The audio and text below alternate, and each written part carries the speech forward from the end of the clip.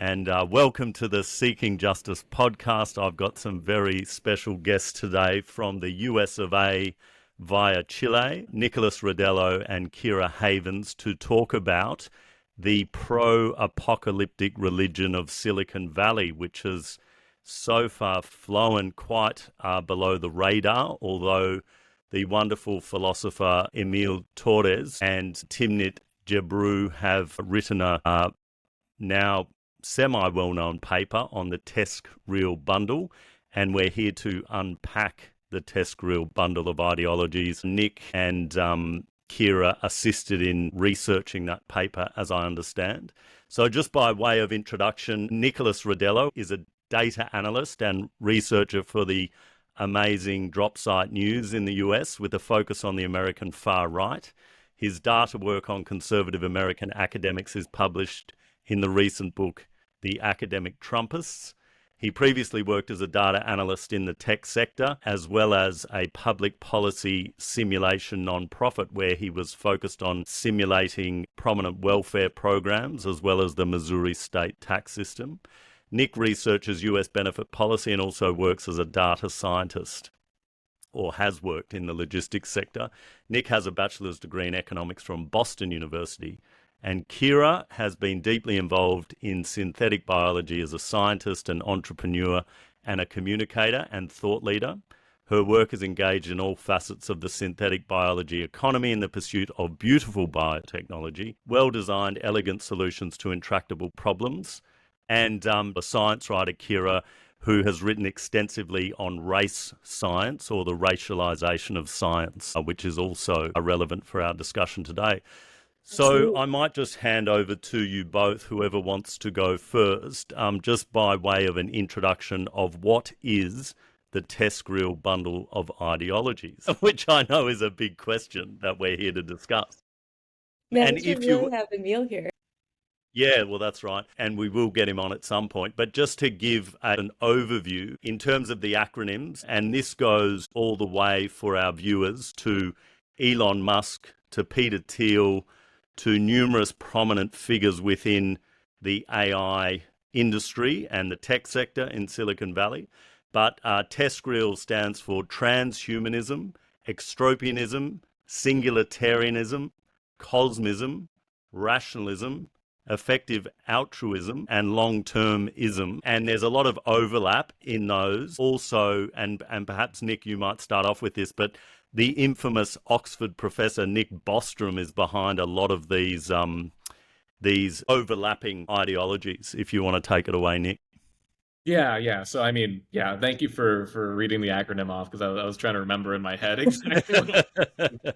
It's quite the mouthful, but I think the important thing to know about that acronym, as it was constructed by Timnit and Emil, is that it's roughly an order of origination, right? So transhumanism is probably the first ideology there. Long-termism is like the latest iteration, but there's not really clear divides always between them. The groups, the ideologies overlap very heavily. In some areas, they're completely indistinguishable. And the communities which make them up, I would also say that there's not always super clear distinctions between them. As far as Bostrom goes, I think he publicly identifies as an effective altruist, or most publicly identifies as an effective altruist, but he's also certainly a transhumanist and a singularitarian, in that for the transhumanist part, he believes that we can and should use science to modify humans beyond our current biological confines. And we'll get into what that means exactly. Yeah, that's a real polite way of saying this. Well, I know. We'll get into what that means. Yeah. We'll get to the impolite shortly. We'll get to the excellent. Yeah. That can be you, Keira. You can be the bad cop. Nick can be good cop. Perfect. And singularitarian in that he's written extensively about how he believes that we're reaching, the tech singularity with artificial intelligence in particular, that we're reaching a point where artificial intelligence will be so powerful that it'll be an inflection point in history, and that tech will be irrevocably changed, and that things will just kind of accelerate out of control into productivity, prosperity, tech will be able to improve itself in a way. And I think that vision overlaps very much with what he wants for humans too. In a much less polite way, transhumanism is very often eugenics and race science and how do we breed humans. Bostrom himself has written extensively, and this is very important to my personal experience with Bostrom and effective altruism. He's written extensively about how we can use IVF methods to breed humans for increased intelligence. So I think there's an interesting parallel there between, he actually talks about how we, through successive generations, you could even compound those gains in humans. And that has a mirror in Singularitarianism where once we get to a good enough artificial intelligence, the gains will be compounding. It'll be able to be self-improving. It's almost kind of like a twisted progressivism in a way that, progress is the ideal, but progress towards what becomes the question. And I'll let Keira, I think. And just before we go to Keira, two things. Bostrom was notorious for a leaked email that had some bearing on your previous employment. I don't know if you want to speak to that. And just to flag when we get to accelerationists versus doomers, there's a significant unknown as to singularitarianism that technology, once it gets to beyond human intelligence, could self-replicate within seconds in recursive replications. Like, we don't even know what that means. But I mean, all these guys developing this stuff seem very deep in their sci-fi novels and magic science, as they call it, or magic future powers, or whatever they talk about. Yeah, so just going to your previous employment. No, so I was working out of Boston. I was living in Boston at the time, and I was working remotely for this group. I had joined them through an earlier project called the UBI Center, where we were kind of doing public policy comparative public policy analyses between a universal basic income and the existing welfare state in the United States. So the existing welfare state in the United States, it's heavily means tested. There are tons of very burdensome eligibility guidelines that have to be processed before people can get access to programs. There's often lotteries because of just over enrollment and things like housing benefits. It's a very expensive process for the state and the individual, especially in terms of time for the individual. And it sucks a lot of money out of what could actually be going to people in terms of benefits. So kind of our original goal was to explore, could that money that's used on means testing be used to just help people instead? And what would that look like? What an amazing innovation. I know. No, it's beautiful technology indeed. Mm-hmm. And were you using AI for that at all? Was that going to be incorporated? So yeah, that's funny. So that was UBI Center. It was all software. So eventually we came across this French framework called OpenFisca. It's basically a calculation framework developed by the French government. So you can develop rules-based kind of policy systems. The exact software engineering of that is a little bit beyond me. I don't have a serious background in software engineering, but it's a coherent way so you can simulate complicated systems like tax brackets, and you can expand it out to basically anything, especially in the welfare realm. It's like a rules-based kind of calculation engine, was kind of the way it was built. And we realized that a lot of the analyses we were doing kind of ad hoc, like one-off for UBI Center, we could probably just put that into a unified framework. After we discovered that framework, we could fit it into there, and it would make it not only easier, but it would be a much more powerful tool. So that turned into what was called Policy Engine. That Policy Engine, I was responsible for translating the eligibility guidelines for the SNAP program, which is food, colloquially known as food stamps in America, into that framework, as well as WIC, which is the Women, Infants, and Children program, which helps pregnant mothers and also young children and their young children with various monetary and non-monetary benefits. And yeah, I mean, it was it's one of the best things I've ever worked on. It's still around, I think, in notwithstanding. We're getting to that part. We're getting there. Yeah. And then the Bostrom letter happened. The infamous Bostrom letter happened. I had been there for about 2 years at that time. This was an extra job. I was working as a data analyst in tech on top of this. Yeah, I mean, Emil Torres, actually, as you mentioned earlier, is the one who was going to publish Bostrom's racist emails, and that's what this revolves around, a racist email from the 90s where he defends the use of the N-word and the idea that Black people are stupider than whites. I believe I'm quoting exactly there. Bostrom preempted the release of that article by giving what he called an apology letter. The first page of that apology letter is a half-assed apology about what he said in the 90s, and At the time, he was a 25-year-old PhD student. He tries to play like, oh, I should have known better. He should have known better. And I don't think he gets to apologize for that later on. The second page of the letter is a full-throated defense of eugenics and race science. And the idea that there are, he kind of plays coy, and he's like, I'll leave it up to the experts to decide. But he's an Oxford professor. You don't get to say that as an Oxford professor. He says, as far as I'm aware, there are documented differences in racial IQ, is more or less what he says in that second part of the letter. And my boss at the time defended it. He defended that letter when it came out. Bostrom being an effective altruist, also my boss being an effective altruist, and nominally at the time, I considered myself an effective altruist. To me at the time, I understood effective altruism as just rationalizing welfare policy, as rationalizing charity, making sure that the money that is being spent to help people is going to useful things. Because we, in America specifically, I don't know how it is in the rest of the Anglosphere, but I imagine it's similar. There's a lot of waste that goes on in what we call the nonprofit industrial complex. There's lots of jobs that suck up money. And the money never gets to people, famously like cancer charities here and things like that. Just all the money goes to their directors and advertisements, and it doesn't help people. That's what I understood. It was basically a pre-Doge lawful reforms.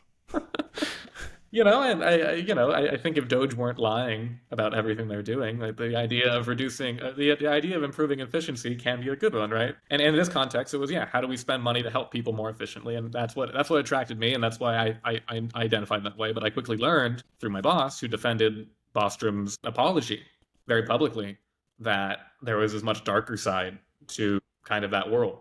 To the EA and the TESCREAL bundle. And I spent a couple months trying to argue with him, and I had known him for 2 years. He was a mentor to me. I really trusted him, and I really, we were very close. But as I tried to argue with him and say, like, this is not okay, like, you can't be promoting this, like, it is just thinly veiled white supremacy at best, and actual racism at worst, or, like, full-throated eugenics racism at worst. He doubled down. He doubled down a couple times and he was very coy about some of the way he would talk about it. It was almost like a game to him. It was very kind of flippant the way he would defend these ideas to me. And then, and I mean, I don't have this in text, but he told me over a call when we were arguing. He told me in a call that, he was pro-positive eugenics, as he put it. And the distinction between positive and negative eugenics being that negative eugenics is what people most commonly associate with the Nazis. Killing disabled people, killing people with genetic deformities,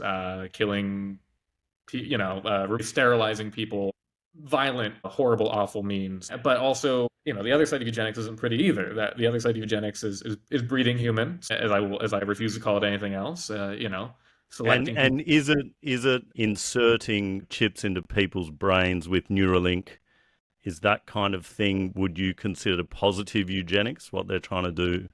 In a sense, I think it's closer to like transhumanism. I can. Yeah. I think that fits really well, actually. But it can also be. But what the thing he tried to kind of play with was like something that I would support that may be considered positive eugenics is certain gene therapies could be considered positive eugenics, as you're altering genetic code. But that's very different, I think. And I think and so he tried to get me on that. He was like, so you don't support ending certain genetic diseases? And I was like, well, I think it depends. I think it depends on what you're talking about. Because what he was defending and what he was defending from Bostrom was not genetic diseases. He was defending breeding humans or using IVF methods to select embryos for intelligence, which in my mind is a very different thing. Yep. I think there has to be a robust debate about every single time genetic engineering or gene editing methods or whatever else is used. But he was trying to get me in this binary kind of thing, like you're either for or against. No, that's not how it works. I'm full-throatedly against the breeding of humans like animals, and I have no problem saying that. And that's in effect what he was supporting. Yeah. And I stayed around for a couple more months. I was trying to salvage my position or see if maybe I could oust him, or if I could. Yep. I don't know. It was a project that I had spent 2.5 years on. I thought at that point it was the most important thing I'd ever worked on. In many ways, it still is one of the most important things I've ever worked on. But eventually, in June 2023, you took your good conscience and you left. Yeah, no, and I realized the best thing I could do was deprive them of my efforts. Yeah, I was a founding member. I was the third largest contributor by lines of code, and I was the third most familiar with the framework. At that point, we had about 15, 20 people that started working, I was in the process of training interns on how to kind of expand the system out, add new policy rules, all that kind of stuff. And I made kind of a last attempt at ousting him, and I got shot down. I Yep. posted a very public resignation message in our Slack channel, and I got banned. And then I kind of went on Twitter, and I just lost my mind for about a week. That And seems to happen on Twitter with yeah, people. and that's how I met Emil, because Yes. I thanked Emil for that, for kind of exposing. And I had talked to Emil a couple times in the months prior as I was going through this process, and it's how I met Tim Neat, and it's how I met Keira, ultimately. So I'm going to start by saying Nick's story is real common. Some of the most vocal critics of these ideologies come from the ideologies themselves. Emil used to be an effective altruist. David Gerard of Rational Wiki used to be an effective altruist. We talk with folks who have been through sort of these hardcore STEM fetishizing tracks that at some point they look around and they're like, wait a second, something is very wrong here. And once they start digging into it, just like Nick, if you start from the very basic, very fundamental principle that all people are equal, right? Like that I am your equal and that Nick is Elon Musk's equal and that we can all look each other in the eyes and respect each other human to human, that there's no hierarchy on that level. You can kind of pull the curtain aside real quick, because one of the things this ideology operates on is this plausible deniability concept, right? When your boss was talking to you, Nick, and saying like, oh, well, there's some good things, aren't there? Right? Trying to package this so that it's palatable and acceptable, and you say, oh, I guess I am on your team, and don't think too hard about it, is a big part of this play. And that's actually why I started writing about it in the first place. I am a genetic engineer. Like, I know how to use DNA and change it to add functions or subtract functions or build a completely new function. At one point, I had a small biotech startup that was trying to make color changing flowers because I was in the lab watching a lot of hysteria about genetically modified organisms and thinking, oh, I can help with this. I can make a project that bridges this gap, that shows what we do in a way that takes the material of biology, the materials of life, and shows that they are not static, rigid, soul-like components, right? I'm going to introduce magic into the process. I'm going to make a color-changing flower. And for 2 years, I talked about how you use science to build new things for people and how you bring that out into the world. And it was incredibly enlightening to see where folks are really nervous about technology coming into play, right? Do these people know what they're doing? Fair question. Is this a good thing to be doing? Fair question, right? Is this how it should be done? Fair question. These are the fundamental questions that are and should be asked every time technology comes out into the world. Fully agree.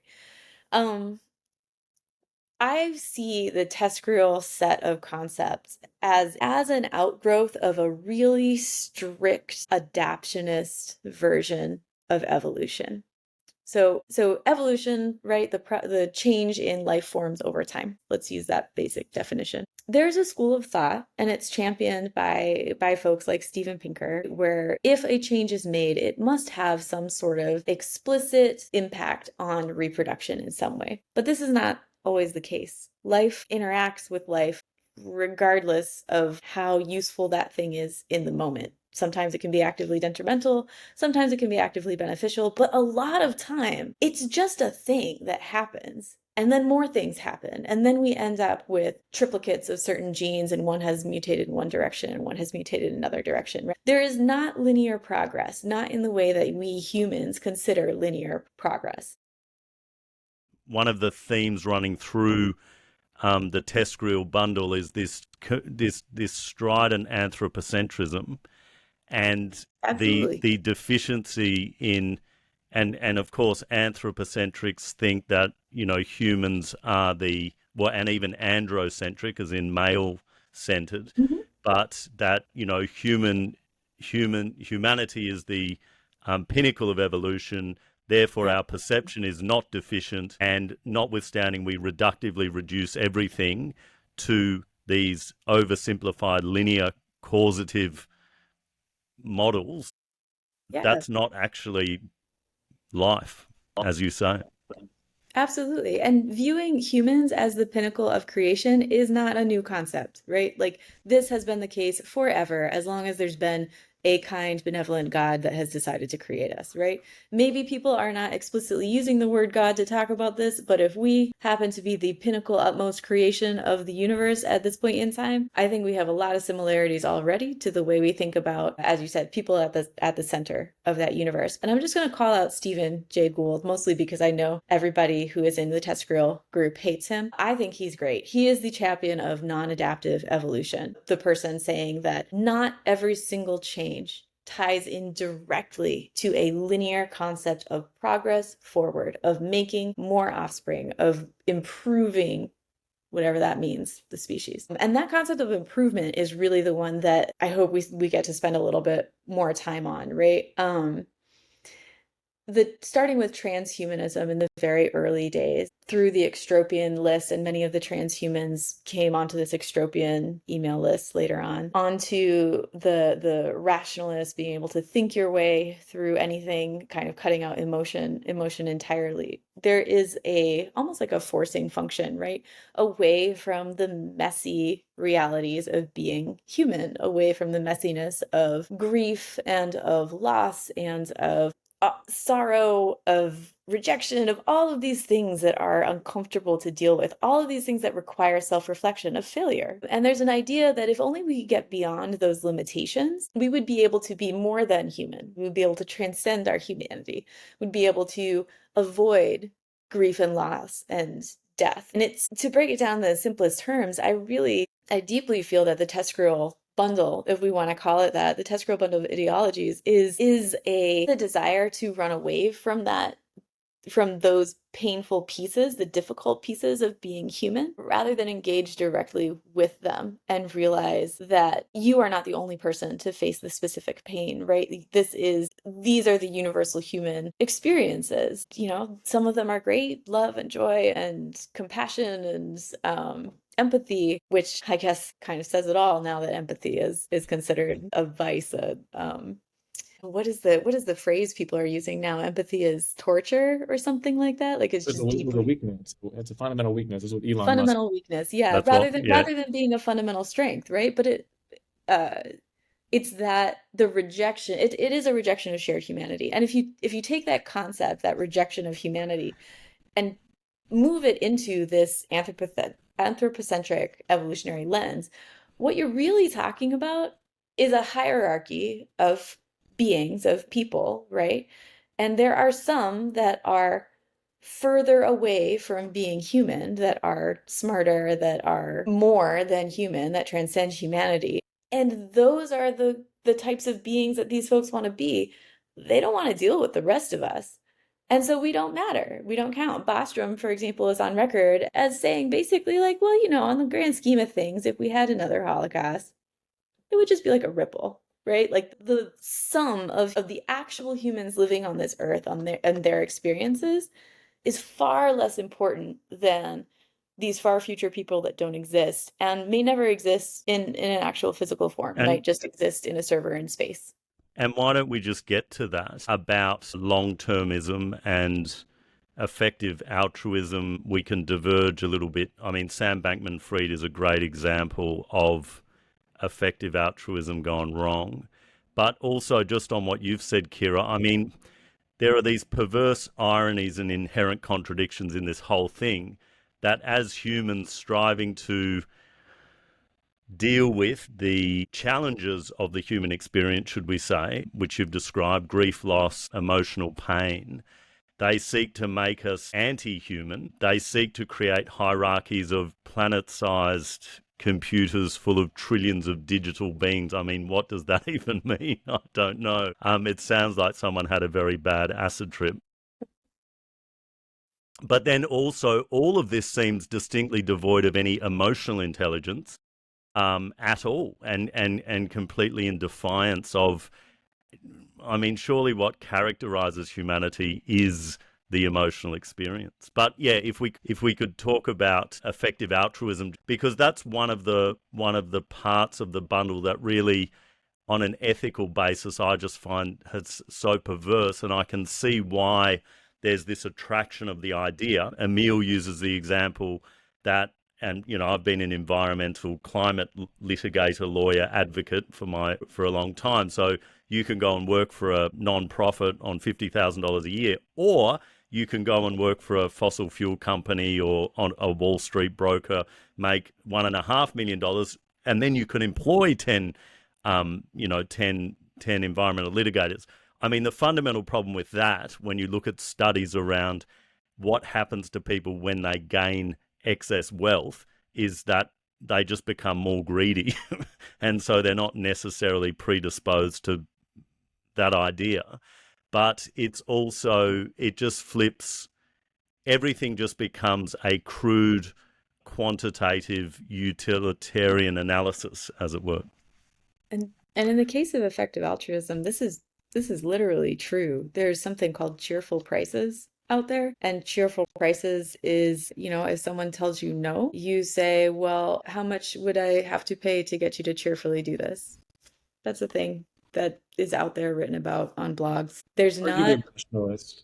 Well, those are rationalists, but like we were saying, there's a lot of overlap, right? And sorry, can you just unpack that a bit in the context of, earn to give? Seems like, has there been an evolution in effective altruism in that sense of coming to this? And is it just inherently exploitative and giving people a justification to do environmentally destructive things, if we want to take the environmental context, and then feel good about it because apparently there's a long-term pseudo-ethical justification for it? These are really good questions. And I'm just going to preface my statements by saying that I was never in this group. And actually, if we can go back just for one brief moment, I never actually said the way I came into this specific set of work. It was because of Jeffrey Epstein, because Jeffrey Epstein funded my entire field of science. And it turns out that he funded a whole lot of sciences and a whole lot of things that had promise for the future. So he thought, and Jeffrey Epstein is an avowed eugenicist. He wanted to seed the race with his genes to make a better human race, because apparently we need more Jeffrey Epsteins. So just take that for what it is in terms of how people who like eugenics think about eugenics and of themselves. Well, and just look at Elon Musk in terms of his procreation. 100%. Yep, same idea. And Jeffrey Epstein also gave money to the effective altruists, and they took it. They took about $50,000, I think, in 2010. I think there is an eagerness in people who believe that they can use technology to fix humans, of the sorry case of being human. There is such an eagerness to move towards this imagined future where all of these failings are removed and they can finally be their purest form, which in a lot of cases is a disembodied form, right? Because these fleshly needs are kind of intense sometimes, right? There is such an eagerness to get to this imagined future that there is a justification and a rationalization away of again, the necessary pieces of being human, of recognizing each other's pain, of seeing one another as equals, as recognizing that your job is not to get to the end the fastest, but to actually live your personal life, the life that only you can live as a unique human being on the planet. Again, self-reflection plays a huge role in this. And there is just really no willingness to do that in a lot of cases. And I mean, Nick, you can talk to this a little bit more, right? But you started from a very basic premise, like, oh, we should use resources well. That's the way in. And then somehow that transitions into resources used on lesser people are wasted. And that's not true. Yeah, no, I came in and pretty much stayed at the level of I think we should use resources better to help people, but kind of where it leads is exactly what Keira mentioned with like cheerful prices, right? So like if you start from the premise, I think, which is a good premise at first, that you can kind of rationalize the way money's used and at least to some degree calculate, the best benefit from it, right? You can allocate it better. But that logic starts extending more and more past narrow kind of situations. I think, and I will defend effective altruists generally, and not everybody specifically within effective altruism is like this, and there's a much more moderate strain there compared to the other rest of the bundle of the ideologies. But it eventually progresses into like what's more like rationalism, where you can apply that kind of almost calculus, and it's really arithmetic.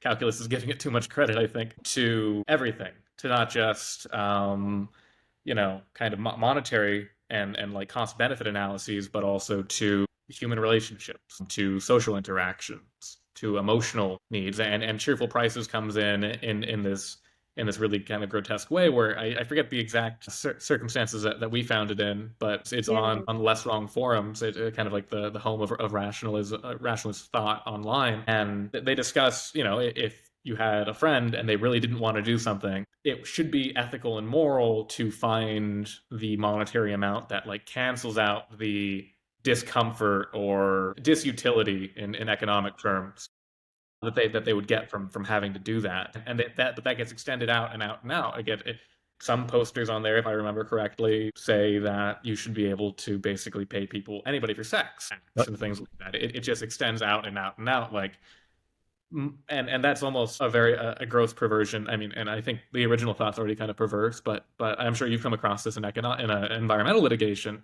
That there's this idea that damages can always be compensated for monetarily. Yes. And Which is a distinct dehumanizing limitation of the legal system, because it can't value or recompense the full scale of the human experience. Yeah, and especially in environmental context, you can't, you burn down a forest, you can maybe calculate the damage, but you can never bring the forest back, right? You can never bring back the richness of that ecosystem, the animals, the bugs, whatever was lost. And I think rational people, actually rational people, understand the limitations of monetary compensation for things like that. I think economists less so. They're not always very rational. But I think effective altruists and rationalists and the rest, they take it a step further, and they really think that it should be able to compensate for everything. Underlying a lot of the rationalist and effective altruists and the rest of the ideologies is this very base, like almost economic rationalization of the world. Yeah. Yep. It's very crude. It's very crude, and I think most people would be very disgusted with it. I think that manifests in many ways. It manifests more than most people realize in contexts like environmental litigation, but the degree to which it's taken within the TESCREAL bundle is truly grotesque. And it's supposed to replace anything. It's supposed to replace everything. Yeah.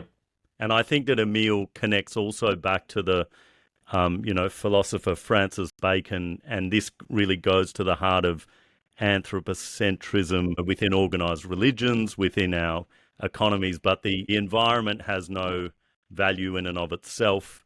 It is purely there for exploitation by humanity. So this is just is almost like a natural or unnatural progression in terms of putting that on steroids. But it also seems to be this very crude and I won't say based, because that's has a different meaning these days, but this very crude and just unsophisticated kind of PR strategies of, earn to give, effective altruism sounds so good, cheerful prices sound so good. But all of it seems also as a placation for not doing anything good. So if you look at Bostrom, for instance, and you mentioned that, he said, well, another Holocaust would just be a blip. Well, we have what some people are arguing is certainly a genocide happening in Gaza. A lot of Silicon Valley profiting off that with the artificial intelligence and other products and services that are being used, Microsoft, Dell, Apple, you name it, they're all there, being complicit or actively engaged in this genocide and weapons testing. But it seems that when Bostrom, in terms of long-termism, making these fantastical calculations that if we put everything into AI and then create AGI, and if Singularitarianism doesn't destroy us immediately, then we're going to get to a place where, again, we have planet-sized computers with, up to, what does he say, 10 to the 58 trillions of digital beings. I mean, what does that even mean? But that all so then if you want to do the most good, you have to look after these completely science fictional 10 to the 58 digital beings who obviously aren't human. There doesn't even seem to be a conceptual framework for considering that outside of Bostrom's kind of perversion of imagination. But then People that don't you the ex- exist. but that Yeah. gives you the excuse of doing nothing about the problems in the world.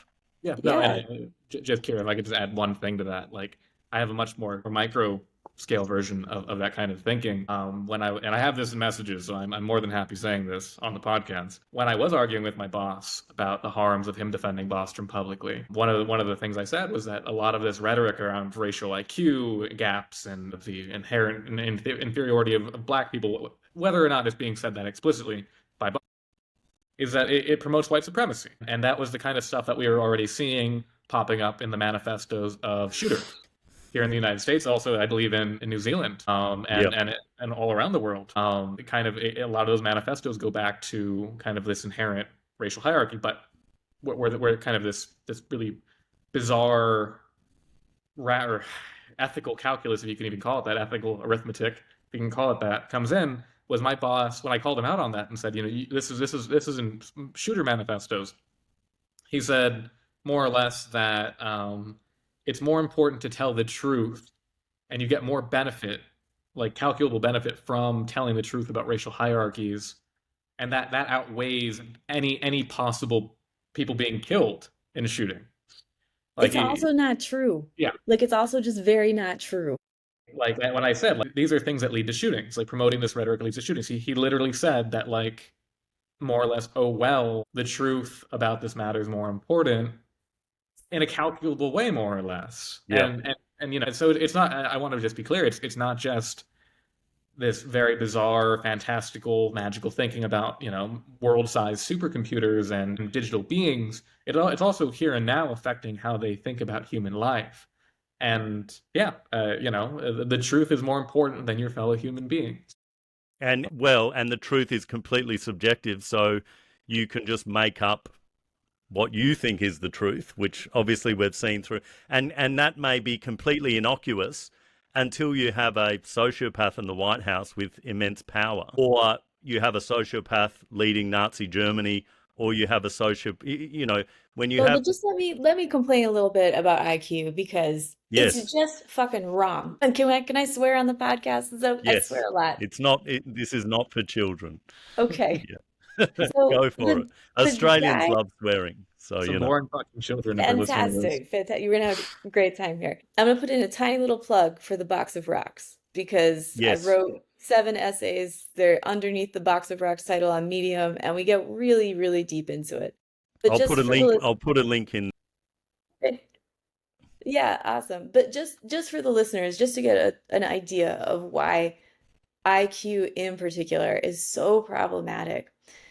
The current set of IQ that is promoted in, like, there's a map in Our World in Data that codes nations by IQ. That body of work was established by a man named Richard Lynn, who died very, very recently. And Richard Lynn is just a bad scientist, first and foremost. The information in that set is cherry-picked from like 5 kids in the countries he liked the least to give him the lowest scores. There's a stat article that you can also link to that gets into this in detail. He sucks at science. In addition to being a terrible scientist, his mission was also to revitalize eugenics. That's why he poured all that effort into building that data set, because he thought that would prove, and he started with the Irish. He started with the Irish because that was where he was. He was in England, he had Ireland right there. He wanted to show that the Irish were too dumb to govern themselves. And this concept of too dumb to govern themselves, it happened in the Iraq War. Steven Pinker connected a race science, race realist gentleman named Steve Saylor, to a New York Times columnist named John Tierney, who then wrote about how Iraqis were too inbred to govern themselves. Steve Saylor also wrote an essay, and Steven Pinker included it in an anthology in 2004. This happened in Palestine as well. Like, it took about 1 week from October 7th for articles to start circulating saying Palestinians have an IQ of 75, because it is a convenient number that people just kind of swallow whole and assume that, well, here we go. This is the line for us versus them. Here is the marcation for who gets to be human and who doesn't. And it's the second you decide, well, these are the people that are them and these are the people that are us, then you end up in the situation where you have a genocide, where you have justification for keeping resources away from them, right? For not wasting time, energy, money on them, for making sure that they don't hurt us. The hierarchy concept, the us versus them concept that underpins all of this talk about inequality, I mean, I just don't see, there's no way to be clearer about how people are using the veneer of science to pretend that there's a convenient way to sort folks into human and not human. I cannot say enough about how useless IQ is and how aggressively dehumanizing people that rely on it are. And I mean, it just goes back to the tired, well, what we thought was, relic of the past concept, but obviously it's come back with absolute aggression in terms of what's happening in Gaza and the settler colonial project where, the empire, the British Empire, came and invaded, for example, Australia, and they had a policy of smoothing the dying pillow of the Aboriginal people, as they called it, because they were going to die out because they were an inferior race. And Smoothing we the need pillow? to send, smoothing the dying pillow. And then they needed to, I mean, and then they had all these racial categorizations of how they, by measure all of this kind of stuff as to how, similar things happen around the world. But this idea that, we are the civilized, we are the enlightened, we need to send missionaries to help these, poor beleaguered peoples who can't look after themselves. We need to go in and, help these people. So there's this kind of twisted, perverse benevolence put on it as It's a kind of sociopathic. PR or self-justification. But it also goes back to, I forget who said it I think it was in the Cosmism aspect of the TESCREAL bundle, but, we're going to colonize, I mean, they use these terms, colonize the universe to spread the light of consciousness throughout the universe. Exactly. If God doesn't exist, why not just invent him? Well, I mean, that's not that much of a unique concept, because perhaps humans have invented God through their invention of the major religions in the world in any event, but they want to invent a technological God, as it were, that can then, produce these cybernetic organisms or digital beings or whatever it might be. So it's, there's just this direct line through this supremacist perception, thinking, utter arrogance, completely anthropocentric and very male-centered. I mean, we have to say that all of these prominent figures. Now, I also just wanted to say again, like, if someone, everyone has a different version of the truth. We deal with this in litigation every day when people have different perceptions and it needs to be worked out.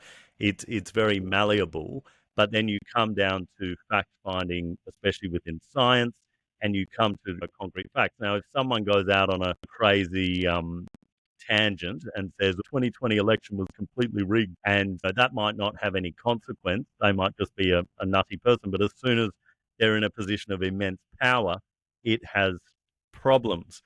The problem with TESCREAL, it might just be laughed off as a kind of, sci-fi hoax or a gamer fantasy, or who knows, Dungeons and Dragons on a different level, except the most powerful people in the world believe this stuff, and they have the most powerful technologies in their possession and control. And it's interesting that so many of the prominent leaders are now the founders of these artificial intelligence companies: DeepMind, Anthropic, OpenAI, and then, some of them lean doomer, some of them lean accelerationists. We can get to that as well, because that's quite terrifying.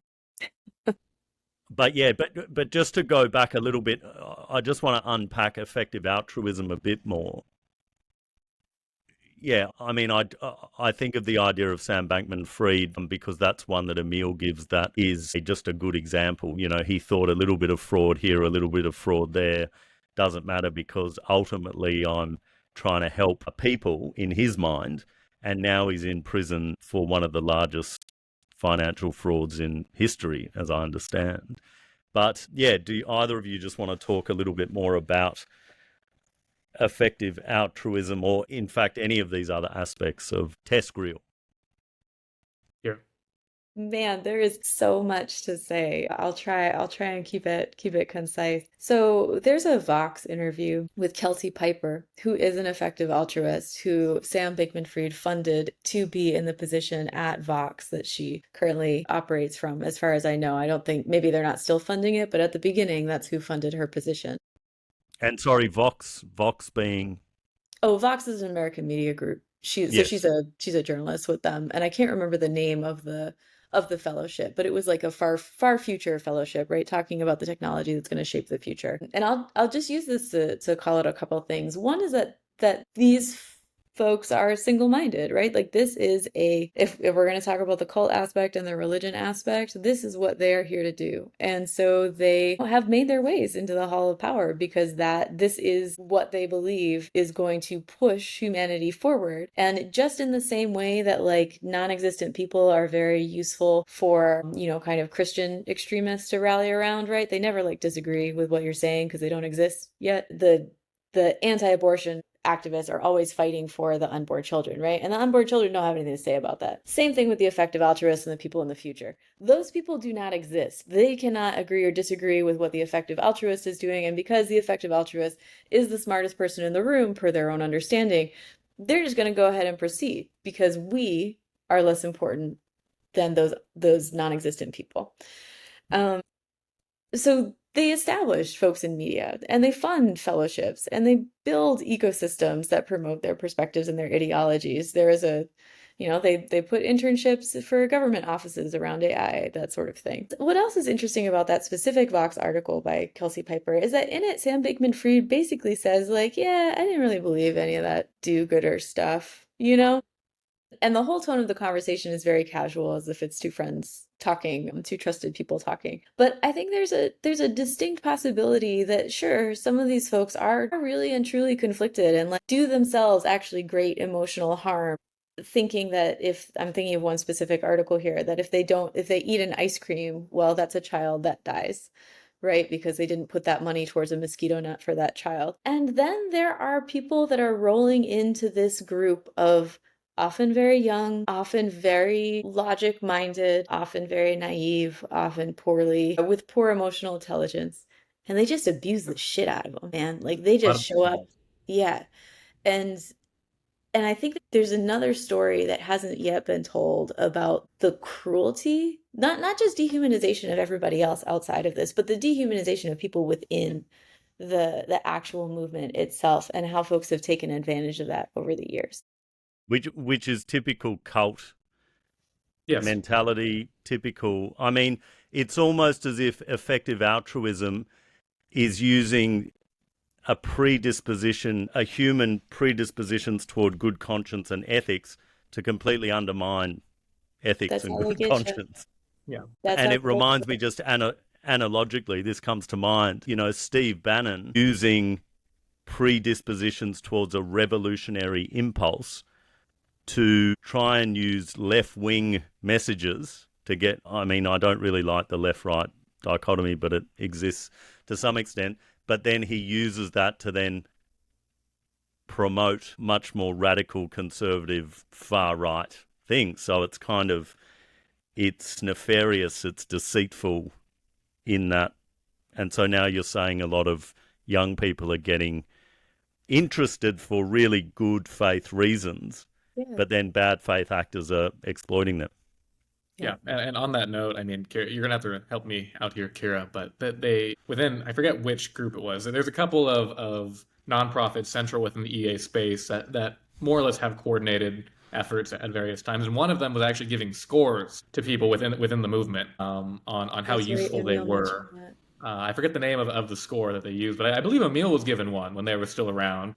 Yeah. And this was not a publicly shared thing. This was kind of like within the leadership echelon of this group, but it was basically took into a couple of factors into account. It was kind of like your ideological commitment, whether or not they said it that explicitly, your earning potential, and kind of like your IQ. Your IQ was pretty sure your IQ, yeah. Your IQ was an explicit factor in your. And yeah, it's literally it's almost like a Scientology-esque thing.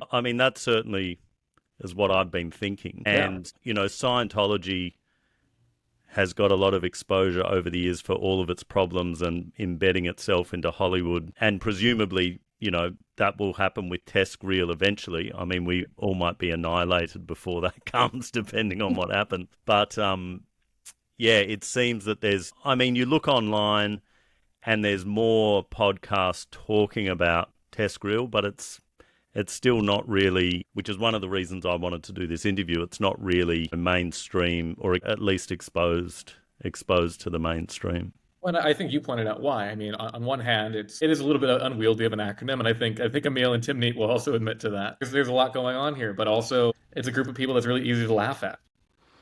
A lot of these people were the sad, bullied nerds their entire lives, but it just so happens a lot of them now have a lot of money and a lot of influence. And are they still the sad, bullied nerds? Yes, they are in many ways, but they're also very dangerous now, and they're also very resentful. And I think these ideologies have given some people an excuse and a means through which to dehumanize others and to place themselves up on a hierarchy of their own creation. And you see this throughout, incel rhetoric and white supremacy rhetoric, and even Elon Musk's own rhetoric about NPCs, right? Like the idea that the only people that exist are... Can you talk about NPCs? Because I also wanted to talk, and obviously making it topical and relatable for people.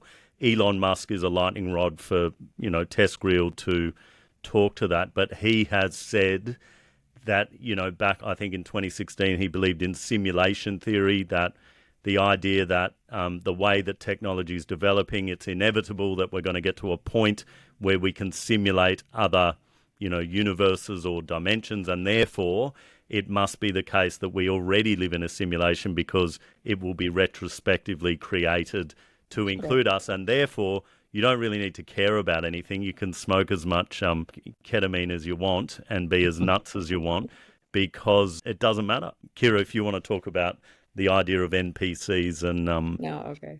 Yeah. I'm gonna bring it back to the equality thing again, right? Like, can you believe that the person sitting across from you has as rich an internal life as you do? Is that a thing that you are capable of? And I will say that I have been in rooms where the men did not think that I had that internal life, right? Like it wasn't there wasn't that concept of equality going on. I know that, folks that are not white and not straight, anybody basically who is different struggles a lot with people attempting to correct the way they're living, attempting to explain to them why their choices are incorrect or wrong, right? How they're being a human the wrong way. The NPC concept, right? In a video game, when you walk up to, I actually don't remember what it stands for, but when you walk Non-player up, character. non-player character, yep. So you walk up to them and you ask them a question, and then they'd say a line. And then maybe if the game is very complicated, you ask them another question, they say another line. But if you're not supposed to engage with them, they don't do anything else. They just do that one thing over and over again. And that's an indicator from the game designer. It's a choice made to say, hey, not just scenery. Don't worry about them, right? And somehow that has become the emblem of people that just don't get what it is you're doing or why you're doing it or complain about what you're doing, right? It's that they don't have the brain power to understand, or they are all robot sheep programmed with you've seen the meme with like the little chip that gets replaced, right? Where people are mad about one thing and then mad about another thing. And there's a lack of, because the idea of empathy is being treated as a weakness, because there is no core foundation of equivalence between humans, of true equality in the operating system, I guess, of the TESCREAL language, there can be no actual sincere critique, right? It's all just jealousy or fear or, in a lot of cases being too dumb to understand why this is a good thing, right? One of the lines is, it must be so irritating to have the people that like you think are less than you resist to you ruling them. Like it's just so obnoxious when these people who aren't supposed to have any interiority whatsoever are like, fuck you, man, right? Because you're supposed to be the king, except you aren't. And we all exist here on this planet, and all of us humans here right now are fully human with interior lives that have our own ways of existing. There's not a wrong way to live your life, you know? But this ideology really has a lot of ways that they think are wrong, to be quite honest. Yeah, and I think there's something else revealing about kind of the NPC rhetoric in that, I mean, the opposite of an NPC is the player character, right? Like you are the protagonist. Like only you matter, right? Yeah. And they're thinking like there's a select few who matter, but those end up being like straight white men with a high enough IQ score. And everybody else below that, and everybody else is I think in many ways the analogy that is being directly like stated is that they are not in control of their destiny, but they're also not in control of the destiny of the world.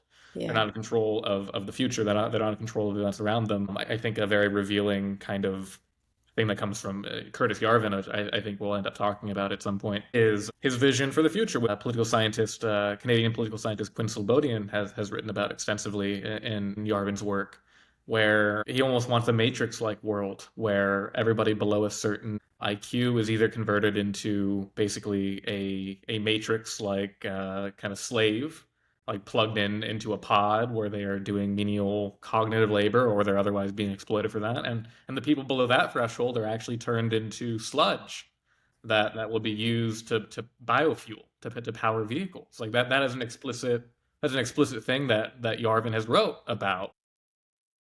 And we might as well talk about Curtis Yarvin now. I mean, extraordinarily, the vice president of the US has retweeted, and talked about Curtis Yarvin as being this influential philosopher. He's certainly got a bifurcated reputation in the sense that some people just think he's a bit of a washed up, try-hard philosopher who's somehow gained traction with a lot of powerful people in Silicon Valley and the vice president. But yeah, can you just talk about his background and a bit more about what you've seen from him? Yeah, so I think an important distinction here is I don't think Yarvin himself would identify squarely within the TESCREAL bundle, but it's very clear in the research Keira and I have done that he's at most parallel. I mean, he's constantly in these conversations. He's constantly in discussion. He would fall in the neo-reactionary sort of bucket. Yeah, and I mean, He wants a king. that's his own term, I believe, too. Neo-reactionary. I mean, he's a monarchist in many senses, or it's not even just fascist. It's absolutism. It's almost like a divine right of kings, but from like a biological perspective, right? So, as in incorporating eugenics, so therefore the most, yeah, well-developed human becomes the king, the leader, which is certainly not Donald Trump.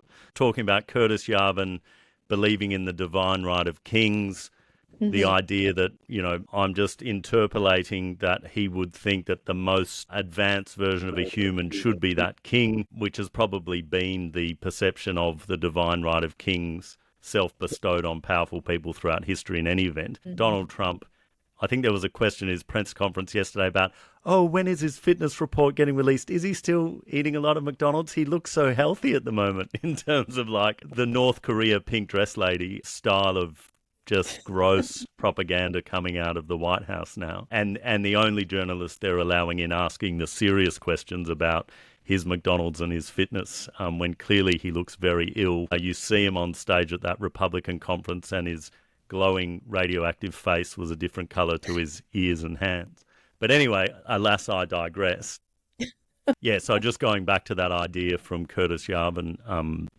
Yeah, so he's a neo-reactionary. He's a monarchist. He's an autocrat, and like I think a much more pure sense than even a fascist. I don't know if fascists themselves are always convinced the leader of the country needs to be smart or even But I think this is a really good point for explicitly like this moment, right? Of course, like throughout history, folks have used IQ to dismiss humans that fall on the wrong side of that line, right? Like it's in Bell in the US and the sterilization things. We used to have a scale that goes from like imbecile to moron.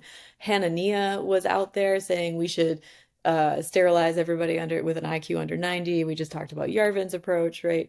But this other side, right, to have the smartest person be king, this is why AI keeps getting forced into shit, because they think it's the smartest thing in the room. And it's just not. Like, it's just not good at at what they are trying to make it do.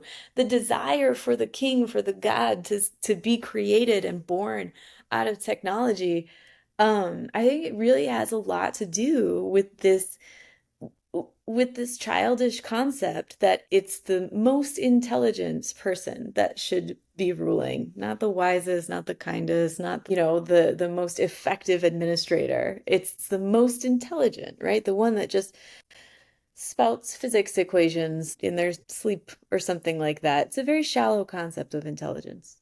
Indeed. Can I ask then why Curtis Yarvin, or why, maybe we don't know, we can't get in his head, but why does he espouse these things, and why does he have traction?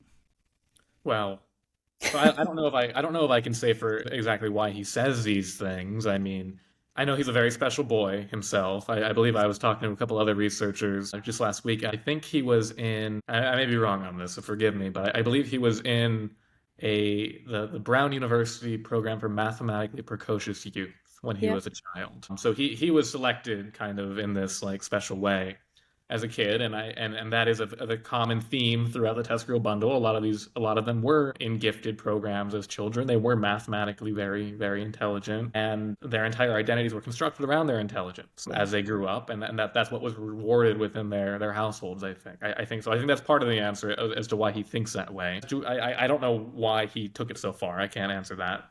As to why he has traction, he comes up in a very interesting way in kind of the forums, like the rationalist and effective altruist forums, where he's often willing to say the logical conclusion of what everybody else is talking about. Everybody else is talking in these mealy-mouthed terms, kind of like my boss was, about like eugenics and human advancement and everything else and everything else. And Yarvin is fine and comfortable and more than comfortable going into those situations and saying, well, no, but then that means we need to kill people, or that means we need to remove huge swaths of the human race. And that is off-putting to some people in those communities. But he also gets a lot of recruits from there. And because it kind of, I would say in large part because of the intellectual naivety of the effective altruists, of the rationalists, and of the associated ideologies, most of them, the vast majority of them, would never kick him out of these conversations, out of these discussions. They would view him as just yet another like good actor trying to get to the higher truth. But in a really revealing example, one of the larger figures in effective altruism, rationalism, is a man named Scott Alexander, who's actually a doctor. He's a psychiatrist. He has an MD. He hosts, or he writes a couple famous blogs, Slate Star Codex and Astro Codex 10, that were pretty central to the effective altruist community. He's been through his own spate of kind of controversies and such. But we've seen him on blogs, and we've seen emails where he's in conversation with Yarvin, and he views Yarvin, even though he will say that Yarvin's too extreme, he views him as almost like a colleague, where they're in like a collegial debate about big ideas. But when you're really talking about fascist government, and you're really talking about the inherent worth of other people, and kind of this naive idealism about intellectual debate, lets people like Yarvin latch into the communities. And I think Yarvin has written about this explicitly to some degree, I actually, about Scott Alexander, Yarvin has said, like, eventually Scott will be like me. Or like I'm allowed into these spaces, and people will realize that like I am the logical conclusion, more or less, of where these ideas go. And Yeah. that I think he has an edgy appeal to some of these people. And I think for the more extreme individuals, that's where they're going to gravitate anyways, to this like, if it starts from a place of insecurity for many, and I think it does, and they find a community that can tell them they are on top or they're near the top, the Yeah. eventual conclusion of that is, well, we need to enforce that, and society needs to reflect my place in the hierarchy. We know it, right? So why don't we make it true? Why is the world not like this? And I think he's willing to tell them they can do that, and they should do that. And then they say, oh, look at this intelligent, mathematician, philosopher over here. He's saying, I mean, J.D. Vance. I think Curtis Yarvin also says we need to get rid of nation states and basically build a world of gated communities, or fiefdoms. Yeah.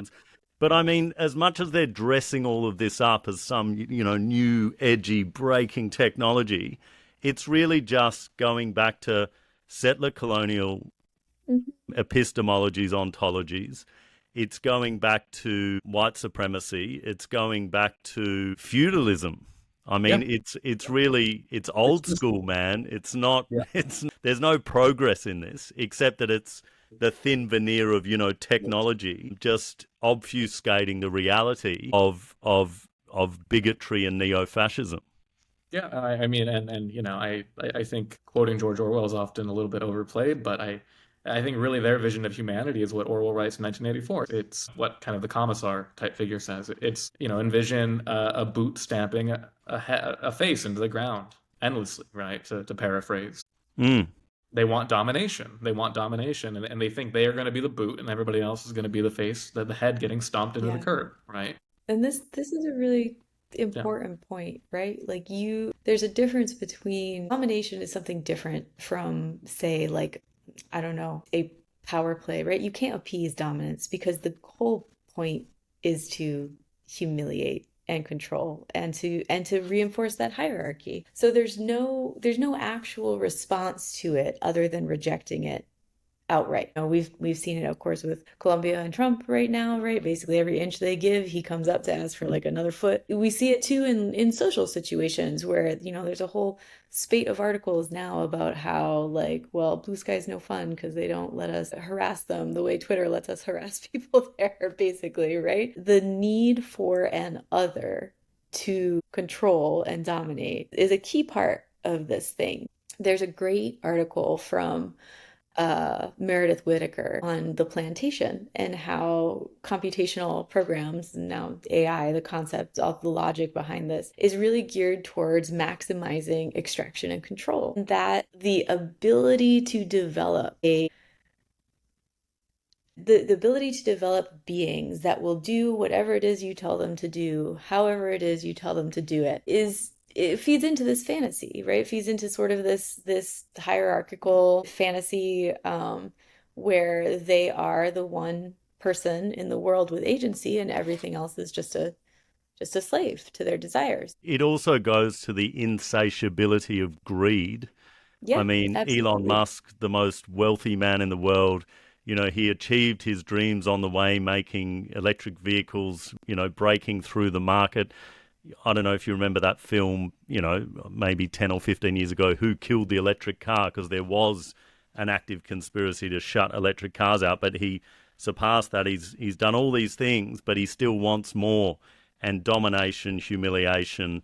I mean, you look at, Donald Trump as well. It's just like, why can't you guys just go and enjoy your retirement, hang out with your grandkids? Why do you have to inflict this? But going back to Bostrom, I think it's so easy to unpick so many of his arguments, and this whole idea that 10 to the 58 digital beings might exist, and therefore doing the most good is trying to ensure that they get to exist, completely misapprehends the fact that those beings might be in a digital hell or a digital dystopia. They might hate every aspect of their existence. They might long for being in human form so that they can experience the full gamut of emotions, because they might have embedded, or access to the full history of humanity through the Wikipedias of the time there, or whatever it might be. But there's just so many profound misconceptions with all of this. There really are, and it's difficult. Part of the reason that I think it's been difficult to bring this out into the mainstream is not just like the plausible deniability and not just the well-intentioned positioning and very intentional positioning of we're just trying to do nice things in the world, or good things in the world. But for someone who has lived their life, who has had that heartbreak and change and figured out how to develop deep, true friendships and has empathy, this sounds like a miserable way to live. This is not a utopia for anybody that has like fully cultivated their own humanity. And I think, maybe just the most visible example of this right now is Elon Musk's daughter living her to the fullest, right? And it's basically the opposite of anything Elon Musk ever wanted for any of his descendants, and destroys his whole utopian world just by, well, I would call it dystopian, right? But destroys this concept of the world that he is trying to build that restricts everybody's humanity. And I mean, that's the escape, right? Just, well, that sounds terrible. I don't want to live that way, and live your life as fully as possible, as weird as you can make it, I guess. Yeah. Vivian also very, very much spits in the face of kind of his eugenic Yeah. ideal is a trans woman. She has indicated through social media posts, this isn't super explicit, but she seems to indicate that Elon paid for IVF to have her assigned male at birth, right? To be born as a male. Her rejection of that, her deciding to transition, her changing her name and disconnecting from her father is the ultimate insult to him, because this is a man who dominates in his life, who controls those around him, who he's not one of the inventors of Tesla. He's not one of the inventors of the battery nor the cars. He was mainly at PayPal, and he used his money and his wealth and his connections to get into Tesla. And then, I mean, SpaceX, even there, he's not like a lead engineer or anything, right? But he dominates through other means. I think it's called white male confidence. Yeah, It's just yeah. like a higher level of, Trump's got it. I mean, that might be their connection, that they can both see in each other that ridiculous level of hyper reality or meta reality levels of confidence. But Elon has disowned Vivian in large part because I believe Elon said that his child is dead, actually.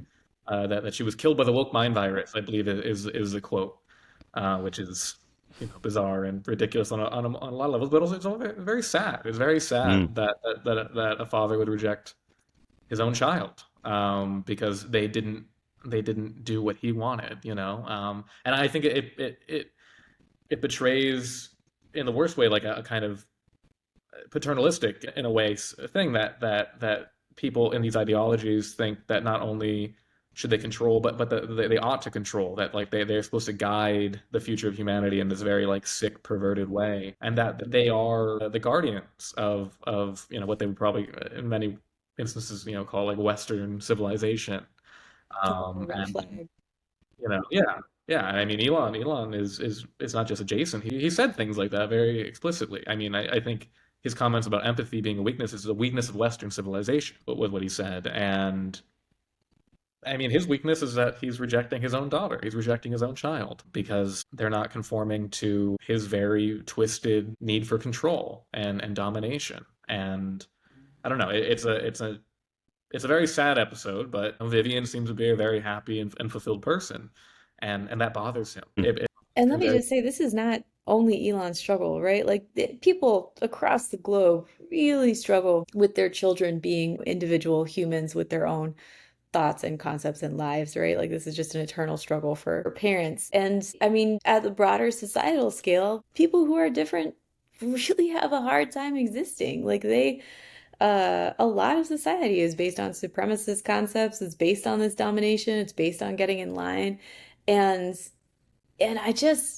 I hope we are able to realize one day that it doesn't have to be this way, right? Like in the talk I used to give, I used to talk about flowers, a lot. And I would say, like, you don't need all these different colors of tulips, right? Like you could just have one pink tulip, but we don't. There's many, many different ways to exist and live. And the fear, I mean, I really do think it is fear-based, that drives this desire for dominance, is that if one person rejects the right way to do something, and you have followed the right way your entire life, all of a sudden you have to ask yourself, like, is this actually what I want to do? Why does that person get to break the rules and I don't? And for a certain kind of person that hasn't explored their own internal world or doesn't really know who they are, sometimes the rules are all they have to go by, and watching those disappear is really scary. So yeah, I think there's a lot of freedom, the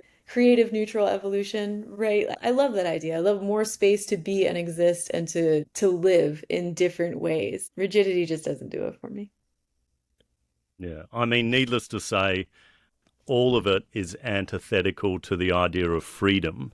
Yep. And Exactly. I guess another irony is that all of the freedoms, and obviously freedom is defined in different ways, in different times, in different terms, but in the US, whether it be the free market, neoliberalism, etc., has led to the benefits that have allowed the flourishing of Silicon Valley, that have allowed the tens of billions of dollars to then be invested in AI. And now they're all forswearing that and saying, no, we need, domination and control at all costs. And that's just not how life works. And I would posit against Elon Musk that empathy is in fact a very profound strength, and empathy has led to progress in the form of, if you want to talk about civil rights, the civil rights movement in the United States, more inclusive multicultural societies, diversity, as you've talked about, Keira, which strengthens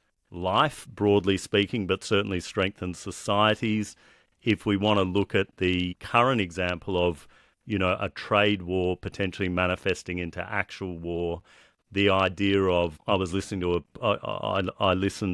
the Bulwark, which are the anti-Trump Republican podcast, because I'm always interested in that, and they were interviewing David Frum this morning, and he was talking about post-World War peace and prosperity. Now, how could, with all the faults of neoliberalism and free market economics and exploitation of foreign labour and sweatshops and all of that kind of stuff, on a macro level, there has been, and of course there have been wars, there have been genocides, but there has been some, peace and prosperity through trade or liberation, or looking at the bare statistics about lifting people from poverty into the middle class, etc.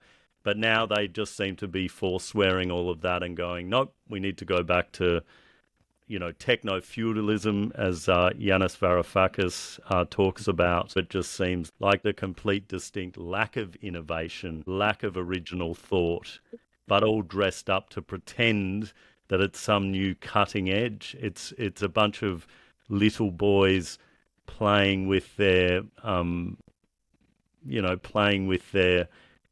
bizarre, entitled imaginations. Yeah. And I just want to go back a sec to what you said about empathy being probably one of the largest strengths of humanity. Keira, you might know the anthropologist that said this. I think maybe we've discussed it before, but her name is escaping me at the moment. But in an interview, she was asked, what point do you look at the record of humans, right? Our 50, 60, 80,000, there's different time frames there. So how many hundreds of thousands of years we've existed, and when do you determine when a civilization starts? And she said that a civilization can be, or society can be determined to have started when you find a healed femur.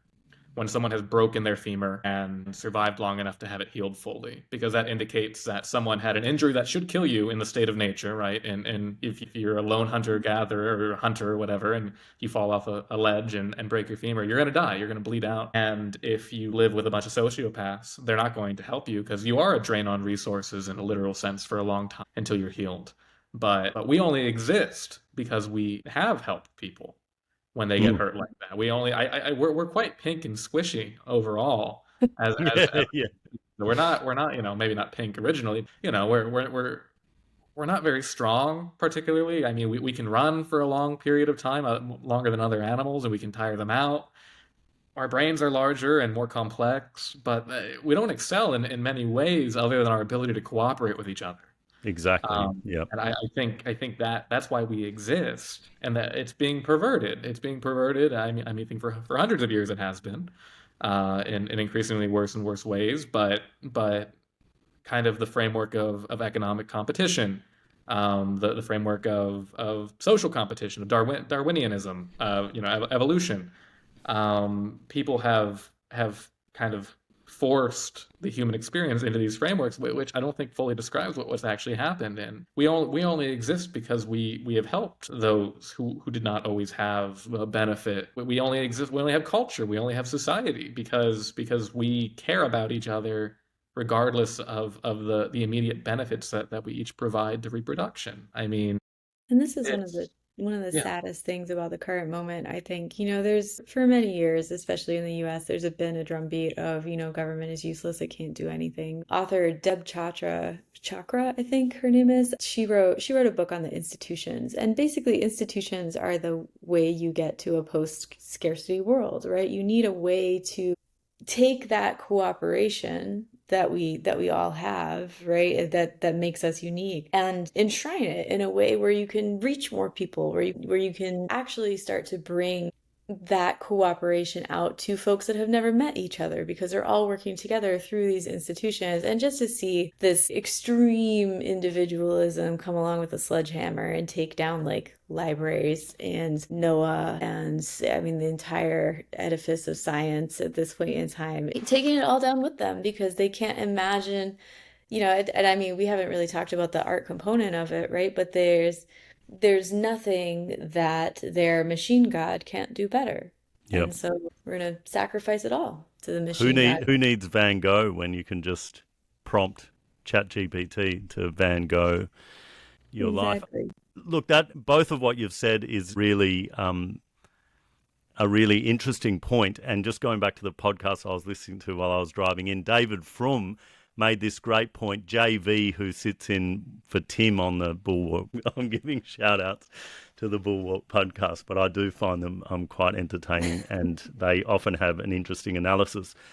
But he was talking about, the tariffs and the trade war with China and, supply chains in the world, etc. But David Frum made this great point, which you guys are talking about, and which goes to, I mean, I haven't really given this deep thought, but just thinking off the top of my head.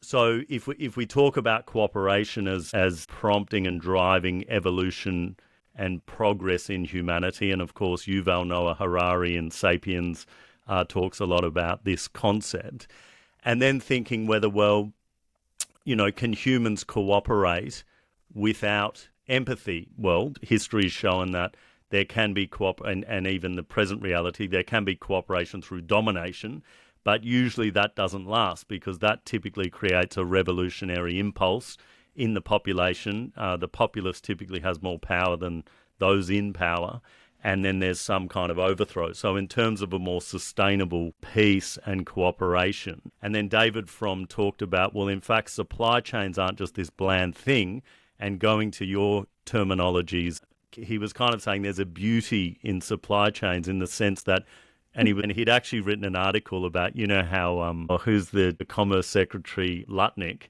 was talking about the tiny screws in the iPhone. So he went and did some research about the tiny screws, and there's these two tiny screws, and they're made from bits of wire, and you've got to chop them off, and you actually need an incredible skill to make them. But then you've got to cover them in non-corrosive metal, nickel. That might come from Indonesia, that might come from Canada. But along that supply chain, just of those little screws, there's all of these people working together in harmony who don't even know each other, exist. In fact, the guy mining the nickel might not even realize that nickel has gone around the world and ended up in the tiny little screws in his iPhone that he's then talking to his buddy in terms of the cooperation. And surely that's what, this is perhaps the inherent contradiction of the human experience in amassing power and then going into gross individualism, is that it was only ever the cooperation that gave them that power. Yeah, I remember as a kid there was a similar type of thing where they just traced like how do you make a pencil, and they traced it around the world, all the supply chains and everything coming together to make this one pencil. It's incredibly complicated, the act of building things, and destruction is far easier. It's actually Milton Friedman, I believe, and he. No. Yeah, I know. I'm sorry. Well, it's just true. He holds up a pencil and he's like, "This is the wonders of capitalism right here." He's like, "This Okay. Indonesian rubber and African wood and lead from a mine here." But no, I mean, I remember a cartoon, but maybe someone took it. But no, I mean, I think it's still true. Even if it's in a framework we don't necessarily like or causes problems, like everything depends on cooperation. I think even on a macro scale with global trade right now, there's all this talk about trade deficits, and the United States runs trade deficits for the rest of the world, and that's for some reason a bad thing, which I think is that's a whole different It's not Well, about. I mean, just look at, sorry to interrupt, but just look at the US as the global superpower hegemon. Like, how has that been bad for the US, you know? No, it It's hasn't. I think the people in power fundamentally misunderstand the position the country's in, and that's why they're doing some of the things they're doing. But we don't exist as a country without cooperation. And I want to preface this by saying that, much of global trade is a system of domination. It's a system of exploitation and of expropriation of resources. The work that is done in the global south, especially, that is identical to the work being done here, is not paid the same rate. And that is for us a big reason why we can live the way we can live. But fundamentally, there still is, if perverse, a form of cooperation that is going on. But even now, we're rejecting even that exploitative cooperation. We think that we should be able to do everything here. We think that we should be able to, well, we being the ruling government, the regime, they think that we should be able to do everything here. And they fundamentally misunderstand the world that has given them power.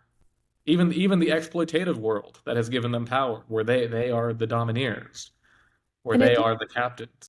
And the illegal immigrants paid below minimum wage in order to allow Donald Trump to amass a real estate empire or whatever happened.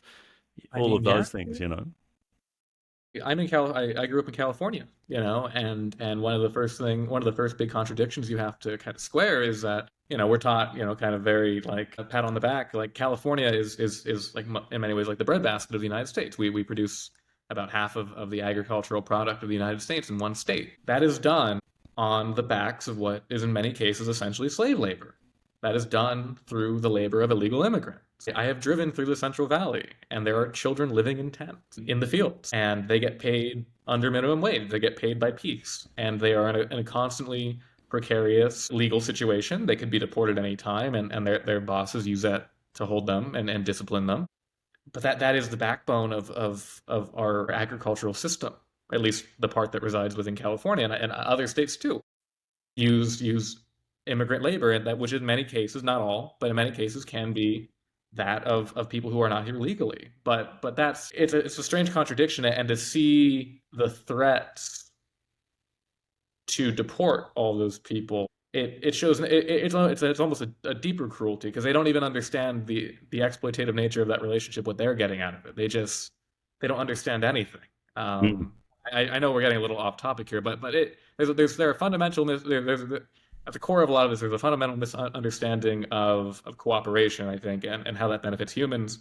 But even deeper with the ruling regime in America, there's even a misunderstanding of how the perverted systems of cooperation we have of exploitation benefit us. And I think it all comes back to just kind of like this hierarchy idea.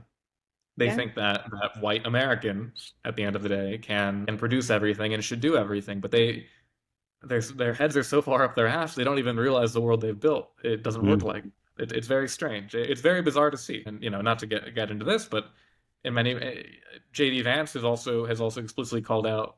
He thinks that the fact that the U.S. is the reserve currency, the dollar is the reserve currency of the world, puts us in a position of weakness. Which anybody who has any understanding of what we get, it doesn't make sense. And he went to Yale Law, apparently. Ivy League doesn't mean much. Well, he doesn't even believe in the court system, so Yeah, and I mean, Joe Weisenthal of Bloomberg, he hosts the Odd Lots podcast. He tweeted something this morning or yesterday that was very, I think, well put. Was that how could you look at the global trade system, where the United States basically gets to print an infinite amount of fiat money, right? We never have to worry about our deficits. If you're rational, we don't. If you know how the system works, we don't, and that's why it's never been a problem. Until China starts selling off its treasury bonds, but yes, but that doesn't happen until we force them into that, right? How could you look at the system where we basically print infinite money and we buy everything we want from the rest of the world and say that's not fair? You're not just cruel, you're stupid at that point. And not to get off topic, but but it just comes back to this domination, like the need for domination, the need for winning at all costs. They won't even how they benefit. But also garnished with this kind of completely whingy victimhood, yes, which is so much the realm of total entitlement. Yes.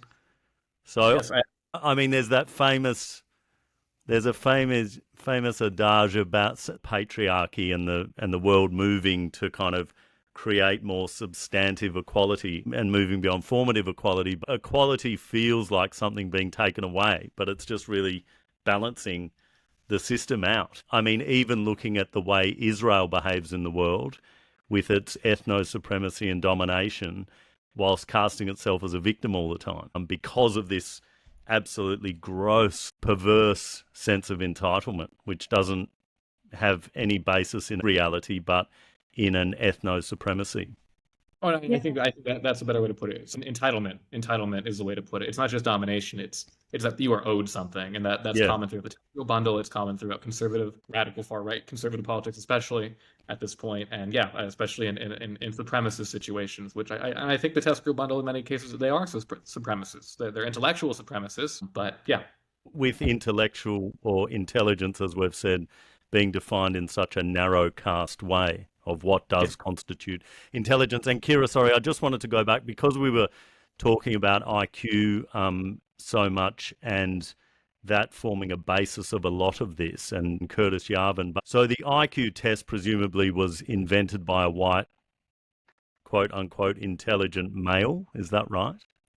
Well, And the concept of IQ. so it was actually invented by a Frenchman who wanted to figure out how to, I'm going to generalize a lot here, but wanted to figure out how to help people who weren't fitting in society figure out what they needed to work on and improve. Because the key point of this is that it's not a static number. It's not immutable. It is a measure of where there are gaps in capacity.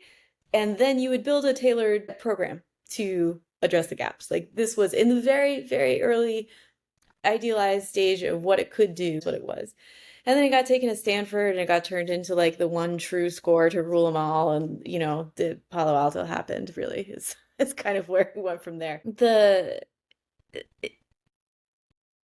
desire for a marker that can split people into groups is not just this single concept of IQ, right? It's also spread into the idea of G, a static measure of intelligence, which IQ is generally a proxy for. That's actually fed into DeepMind's concept of intelligence. That's a thing they cited, and it's also just like IQ, a pretty inappropriate measure. It presumes a single dimension to a very complicated item. This question of intelligence and what it means is almost always in these discussions like sublimated into it just leads directly into the hierarchical question, right? Like, are you worth giving resources to? Are you worth determining your own life? Do you have the capacity to determine your own life? Can we let you make choices? Can we let you have power over others? Will you play nice with the ruling cabal? And are you able to work with us, right? Even if we have low IQ, because Donald Trump does not appear to be Well, someone who has a particularly high IQ. and see, I mean, this is a really great point, right? When you talk about what is measured and valued as intelligence, right? The people tend to think that their specific kind of intelligence is the important one. And sometimes it is not. There are many different, like it is such a broad concept to reduce it to this one metric that claims to place you on a scale within the whole human race is quite frankly absurd. Like it often comes hand in hand with statistics, right? And statistics were developed by eugenicists to split the human race into groups that were normal and groups that were abnormal. So you could once again draw these clean lines of us versus them. Statistics, the way we practice them, requires a population that is mathematically normal, where whatever random sample you pick, you have a set percentage of likelihood that it's going to fall somewhere on what's known as the bell curve. And that is not human people. People don't work that way. Like, we are all weird amalgamations of strange ratios.